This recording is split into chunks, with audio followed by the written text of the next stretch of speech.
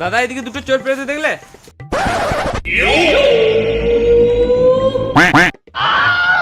ওই দিয়ে গেল। ও ঠিক আছে দাদা, এমনি করে কে পেপার পড়ে? পেপারটা খানিক নামিয়ে পড়ো। আমাদের এটা ব্যক্তিগত ব্যাপার, তোমাকে বেশি গাঁড় পেঁয়াজি মারতে বলি নাই।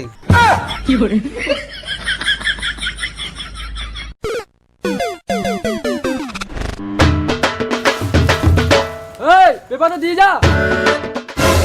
চলবে পেপার নেবে বোকা চুদা। আজব ছোট লোক চোর এরা, একটা পেপারও ছাড়লো না।